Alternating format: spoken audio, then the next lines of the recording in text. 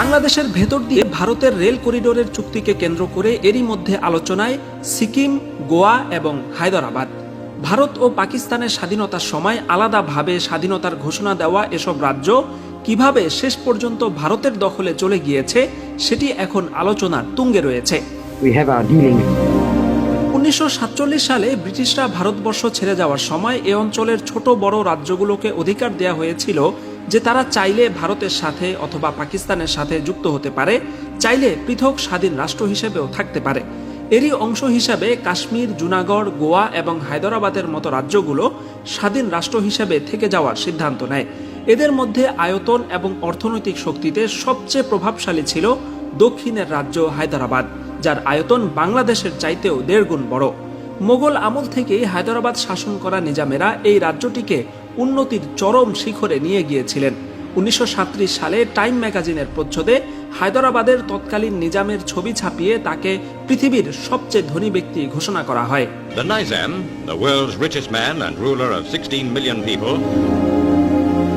1947 সালে ভারত ও পাকিস্তানের পাশাপাশি হায়দরাবাদও নিজেদের স্বাধীনতা ঘোষণা করে।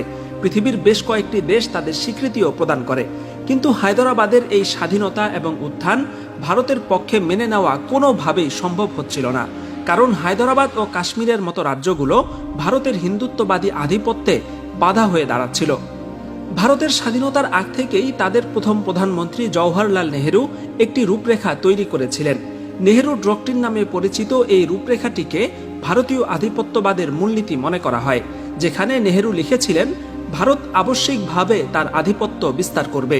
ভারত মহাসাগরীয় অঞ্চলে ভারত হবে সব রাজনৈতিক ও অর্থনৈতিক কর্মকাণ্ডের কেন্দ্রবিন্দু। ছোট জাতি রাষ্ট্রগুলোর বিনাশ ঘটবে। তারা সাংস্কৃতিকভাবে স্বায়ত্তশাসিত অঞ্চল হিসেবে থাকবে, কিন্তু রাজনৈতিকভাবে স্বাধীন থাকবে না। মূলত এই নীতির আওতায় পুরো এই অঞ্চলে হিন্দু সাম্রাজ্যের স্বপ্ন নিয়ে ভারতীয় নেতারা হায়দরাবাদ দখলের ফন্দি আটতে থাকে। The Nizam of Hyderabad, ruler of India's biggest state, has refused to accede to the Indian dominion. এর পরের ইতিহাস বড়ই করুণ এবং নিষ্ঠুর। ভৌগোলিকভাবে এমনিতেই হায়দরাবাদ চারদিক থেকে ভারত বেষ্টিত ছিল। প্রথমে হায়দরাবাদের ক্ষমতাসীন নিজামকে বহুমুখী চাপ প্রয়োগ করা হয় যাতে তিনি ভারতীয় ইউনিয়নে যোগ দেন, কিন্তু সেই চেষ্টা ব্যর্থ হওয়ার পর ভারত অভিযোগ তোলে হায়দরাবাদে নিজামের বাহিনী সেখানকার হিন্দুদের উপর নির্যাতন চালাচ্ছে। এরপর হিন্দুদের উদ্ধারের নাম করে 1948 সালের 13 সেপ্টেম্বর ভারতীয় বাহিনী চারদিক থেকে হায়দরাবাদকে ঘিরে ফেলে। অপারেশন পোলো নামে পরিচিত টানা 5 দিনের এই যুদ্ধ, গণহত্যা, ধর্ষণ এবং ধ্বংসযজ্ঞের পর 18 সেপ্টেম্বর হায়দরাবাদের পতন ঘটে, যা ছিল তৎকালীন বিশ্বের সবচেয়ে ধনী এবং সমৃদ্ধ মুসলিম রাষ্ট্র। এখনও ভয়াল সেই ইতিহাসের সাক্ষী হয়ে দাঁড়িয়ে আছে হায়দরাবাদের চারমিনার। বর্তমানে বাংলাদেশের সাথে যা ঘটছে তাতে অনেকেরই হায়দরাবাদের সেই ইতিহাস মনে পড়ছে। ভারত চট্টগ্রাম ও মংলা সমুদ্র বন্দর ব্যবহার করছে। সড়কপথে ভারতীয় গাড়ি বাংলাদেশের এক পাশ দিয়ে ঢুকে আরেক পাশ দিয়ে বের হয়ে যাচ্ছে। সর্বশেষ পদ্মা সেতু হয়ে ভারতীয় ট্রেন তাদের পূর্বাঞ্চলীয় রাজ্যগুলোতে যাওয়ার জন্য 1000 কিলোমিটারের রেল করিডোরের চুক্তিও হয়ে গেছে। অথচ বাংলাদেশ থেকে নেপালের দূরত্ব মাত্র 18 কিলোমিটার এবং ভুটানের দূরত্ব মাত্র 40 কিলোমিটার হওয়া সত্ত্বেও আজ পর্যন্ত ভারত সামান্য এই ট্রানজিটটুকুই দেয়নি।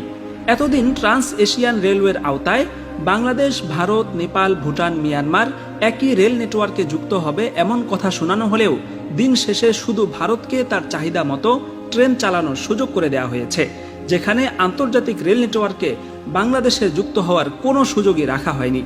সচেতন মহল মনে করছেন এখনই এসব বিষয়ে সতর্ক না হলে বাংলাদেশের পরিণতিও একসময় সিকিম আর হায়দরাবাদের মতোই হতে পারে।